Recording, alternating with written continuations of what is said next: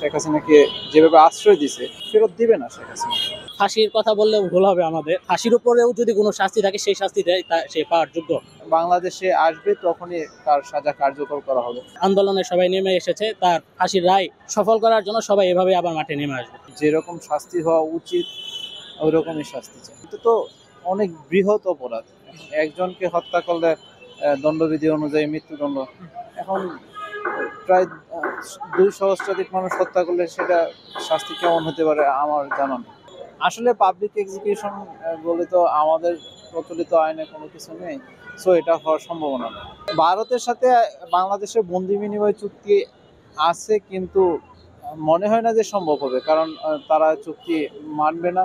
এবং ইতিপূর্বে আমরা দেখছি যে সবকিছু তোয়াক্কা না করে তারা শেখ হাসিনাকে যেভাবে আশ্রয় দিছে, আমার মনে হয় সেভাবে তারা ফেরত দিবে না শেখ হাসিনা। এটা স্বাভাবিক। কার্যকর হওয়া না হওয়া পরবর্তী বিষয়, আগে আমাদের রায়টা আসুক।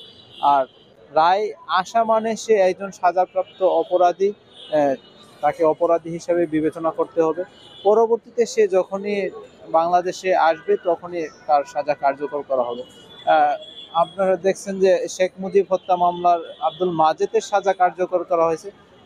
আমার মনে হয় যে ওইভাবে সাজা কার্যকর করা যাবে। বাংলাদেশের ইতিহাসে এরকম কোনো দল থেকে দলের প্রধান আর কি এই প্রথম হয়তোবা এরকম গণহত্যা চালাইছে, যেটার আমাদের জন্য খুবই লজ্জাজনক। তার ফাঁসির কথা বললে ভুল হবে আমাদের। তার আমি মনে করি ফাঁসির উপরেও যদি কোনো শাস্তি থাকে সেই শাস্তিটাই সে পাওয়ার যোগ্য। আর তাকে দেশে আনার বিষয়টা হচ্ছে, তার দেশে আনাটা জরুরি। আমরা বিশ্বাস করি যে তাকে দেশে আনা হবে এবং সর্বোচ্চ শাস্তির মুখোমুখি করা হবে।